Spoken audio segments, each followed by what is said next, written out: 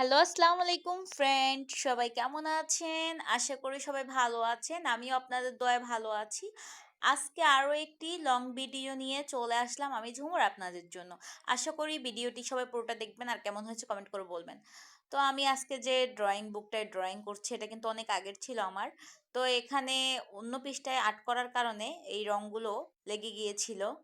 তো যেহেতু গাঢ় করে দিয়েছিলাম অন্য পৃষ্ঠায় লেগে গেছে, তারপরে এই পৃষ্ঠাটাকে আমি ফালিয়ে দিব নাকি। তো ভাবলাম এইটাই আমি একটা সুন্দর করে একটা ড্রয়িং করি।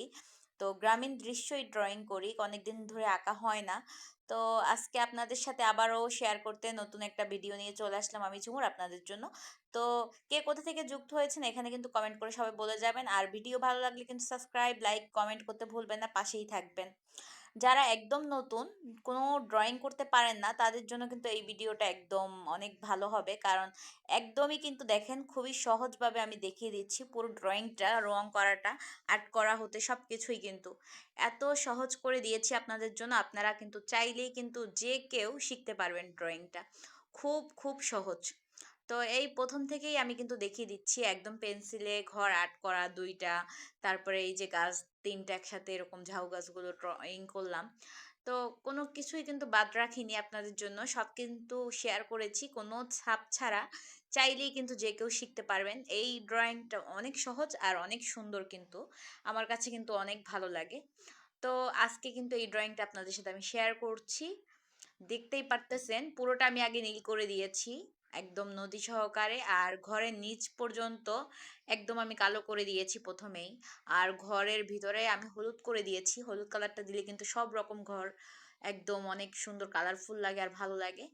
তো যারা কিন্তু একদমই ড্রয়িং পারে না, নতুনরা, তো তারাও কিন্তু পারবে, কারণ এত সহজে এই ড্রয়িংটা বলার বাইরে। তো আমি এরকম নীল করে দেওয়ার পরে এইখানে কিন্তু আকাশের মধ্যে একটু সাদা সাদা দিয়ে দিচ্ছি মেঘ, না হলে কিন্তু ভালো লাগবে না একদম নীল কালার থাকলে। এইখানে একটু কালার করে দিলে ভালো হবে। আর নদীটাতেও আমি একটু হালকা হালকা করে কালার করে দিচ্ছি সাদা কালারটা, যাতে একটু আলাদা পানি পানি ভাব আসে আর জলে জল জলে ভাব থাকে আর কি। তো এইটার জন্য আমি এই যে কালোটার উপরে দেখেন এখানে আবার সবুজ কালারটা মিক্স করে দিয়েছি। এখন কালো আর সবুজ কালারটা মিক্স করার পরে কিন্তু কালারটা অনেক সুন্দর, সবুজ কালারটা অনেক ভালোই লাগতেছে। আর খালি সবুজ দিলে কিন্তু এরকম কালারটা এত সুন্দর লাগে না, জীবন্ত লাগে না। তো এটার জীবন্ত করার জন্য কিন্তু কালো দিতে হবে, তারপর সবুজ করতে হবে, ভালো লাগবে তাহলে। আর আমার কাছে কিন্তু টিয়া কালারটা ছিল না, ওইটা দিলে কিন্তু আরো অনেক সুন্দর লাগে।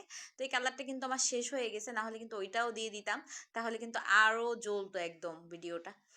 তো এই আর কি, এখন আমি যেটা আছে ওইটা দিয়েই তো আমার চালাতে হবে নাকি। তো আমার যেহেতু এখন হাতে হাত খালি, রং কেনার টাকা নেই, তো আমি কি করলাম, এই যে গাঢ় যে সবুজ কালার এইটা আর কালো কালার মিক্স করে করেছি কিন্তু। আর আরেকটা কিন্তু রং কিনেছিলাম আমি, ওইটা কিন্তু জরি মিক্স করা, তাই ওইটা তো বেশি অ্যাড করি নাই, হালকা করেছি এই আর কি। তো আমি ওইখানে উপরে মনে করছিলাম একটা ধুমার, যে মানে ধুমা যে ওঠে ওইটা দিব, এখন ভাবলাম না ধুমা ওইটা না দিয়ে একটা ঘর করে দিই উপরে, আরো সুন্দর লাগবে দৃশ্যটা। তো একটা ঘর করে দিলাম, আর পাশে একটা নৌকো করেছি আর কি। তো আমার ভিডিও ড্রয়িং করার সময় একটু বেশ কম হয়ে গেছে, না হলে কিন্তু পুরো ড্রয়িংটা উঠতো। আমি আসলে উপরে খেয়াল করিনি কেমন উঠতেছে এই আর কি। তো আমি পাথর আর্ট করে দিচ্ছি।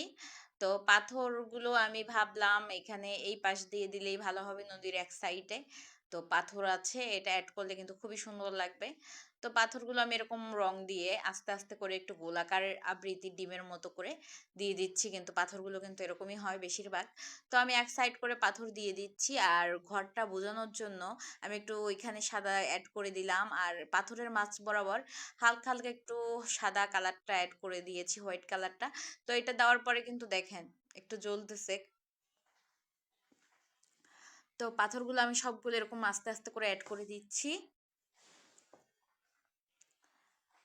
আর এই ঘরটা এখন আমি একটু লাল করে দিলাম ওইগুলার মতো, যাতে আস্তে আস্তে বোঝা যায়। তো লাল কালারটা করে দিলাম, দেখতেই পারতেছেন। আর এখানে একটু হলুদ কালার দিয়ে দিয়েছি, এই কালারটা দিলে কিন্তু জ্বলতেছে আরো, মানে আরো সুন্দর লাগতেছে ঘর বাড়িগুলো। তো আমি এখানে একটু ঘাস প্রকৃতির করে দিলাম, ঘাস আছে পাশে এই আর কি। এখন এই যে এই যে পাথরের চারপাশে এরকম করে দিচ্ছি, আর গাছের নিচে বা গাছগুলোতে এরকম এরকম পুরো জাউ গাছগুলোতে একটু হালকা হালকা লাইট কালার করে দিব, এই যে টিয়া কালারটা, মানে হলুদ কালারটা। তো এখন কিন্তু টিয়া কালারের মতো হয়ে গেছে, দেখেন দুইটা মিক্স করলেই। তারপরে আমি এই যে পুরো সবগুলোতে এরকম আস্তে আস্তে করে কালার করে নিব। কালো কালারটা কিন্তু সবগুলোতে করতে হবে, কারণ সবকিছু করার পরে কিন্তু কালো কালারটা করতে হয়, করলে কিন্তু এখন দেখেন চকচক করতেছে আর ভালো লাগতেছে আলাদা কালারগুলো সবগুলো। তো কালো কালারটা আমি এরকম সবগুলোতে এরকম চারপাশে দিয়ে নিব সবগুলোতে। আর পাথরগুলোর পাশেও কিন্তু দিয়ে নিব, তাহলে কিন্তু পাথরগুলো একদম বোঝা যাবে আর আলাদা একটু সুন্দর লাগবে। তো সবাই কিন্তু এরকম দিয়ে নিবেন যদি করেন আমার ড্রয়িংটা দেখে কেউ। আর নৌকাটার চারপাশেও কিন্তু আমি কালো করে দিব আর একটু ফুটে উঠবে। আর গাছগুলোতে একটু হালকা হালকা করে কালো দিয়ে দিব। কালোটা এমন একটা কালার, দিলে না দিলে কিন্তু ভালো লাগে না, আবার বেশি করলেও কিন্তু একদম কালো কালো লাগে। তো কালোটা কিন্তু দিতেই হয়, কালোর উপর অন্য কালার করলেও কিন্তু হতে হয়। আর এটা হচ্ছে একটা সূর্য দিয়ে দিলাম, কারণ এত সুন্দর একটা প্রাকৃতিক দৃশ্য ড্রয়িং করলাম, যদি সূর্যই না দিয়ে দিই তাহলে তো ভালো হবে না। তো আমি এখানে কমলা কালারটা দিয়ে সূর্য দিয়ে দিলাম।